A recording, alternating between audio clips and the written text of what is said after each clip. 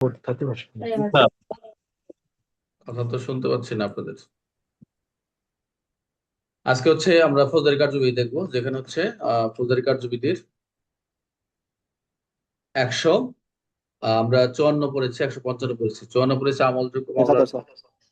খবর বা আমলযোগ্য অ্যাফেয়ার যে সংক্রান্ত তথ্যগুলো, কগনিজেবল অফেন্সের কেসের ক্ষেত্রে তথ্যগুলো, পিআরবি কানেক্টেড 243, আর হচ্ছে 155 পড়েছি, এর 254 268।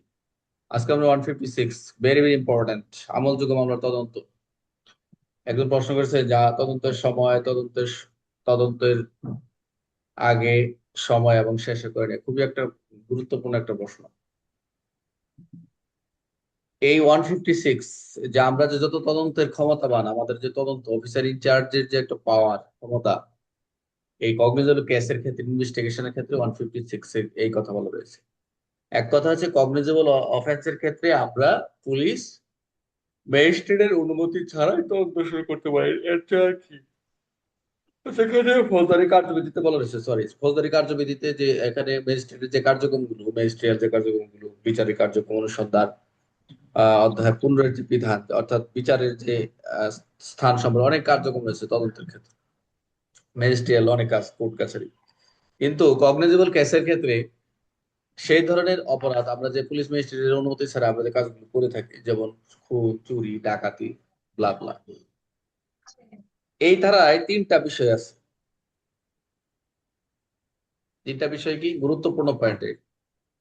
প্রথম কথা হচ্ছে যে এই ধারা বলে যে কোনো পুলিশ অফিসার ইনচার্জ বা অফিসার ইনচার্জ ম্যাজিস্ট্রেটের আদেশ ছাড়াই তদন্ত শুরু করতে পারে, এটা একটা কথা। প্রথম কথা হচ্ছে যে এই ধারার মূল কথা হচ্ছে যে আমলযোগ্য মামলার তদন্তের ক্ষেত্রে 156 এর ক্ষেত্রে অফিসার ইনচার্জ ম্যাজিস্ট্রেটের আদেশ ছাড়া তদন্ত করতে পারে, এটা একটা কথা। দুই নম্বর কথা হচ্ছে পুলিশকে যে ক্ষমতা দেওয়ার কারণ হলো যে অপরাধ যাতে দ্রুত তদন্ত করতে পারে, প্রাথমিকভাবে তদন্ত সংগ্রহ করতে পারে। আপনারা দেখবেন যে এই যে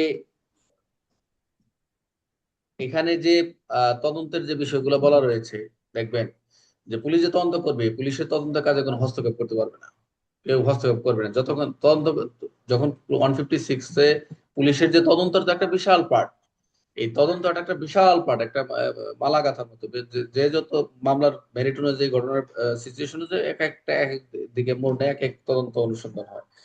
তো এখানে এই তদন্ত করতে যে পুলিশের কোনো কাজে, পুলিশের যে প্রমাণ সংগ্রহ বা কোনো তার যে কার্যক্রম ক্ষেত্রে কোনো ক্রমেই তার পুলিশের তদন্তের ক্ষমতা কোনো প্রশ্নবিদ্ধ হবে না, বা কোনো তারা যে তদন্ত, তাদেরকে লেট দেম ফ্রি, তাদেরকে তাদের কাজ করে দিতে হবে, কোনো হস্তক্ষেপ করা যাবে না, এটাই। বুঝতে পারছেন? তবে ফৌজদারি কার্যবিধি আরেকটা বলছে যে ম্যাজিস্ট্রেটের যে আমরা আদালতে গিয়ে যে সংক্রান্ত ব্যক্তি বা আবেদনকারী যেই হোক, অর্থাৎ যখন আদালতে কোনো নালিশ বা অভিযোগের কথা বলি, যে শেয়ার মামলাটা করে, তখন এটা এই অনুযায়ী কিন্তু ম্যাজিস্ট্রেট কিন্তু পুলিশকে অর্ডার দিতে পারে যে এটা আপনি তদন্ত করেন।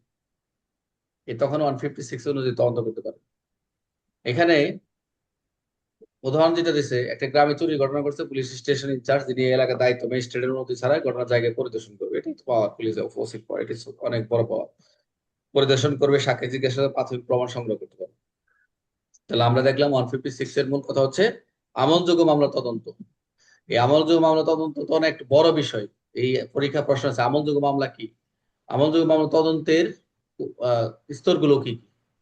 আমলযোগ্য মামলা তদন্তের যে স্তরগুলো, তদন্তের আগে, সময়, শেষে, বিশাল একটা পার্ট, প্রায় 40-50টা পার্ট, এক একটা পার্ট।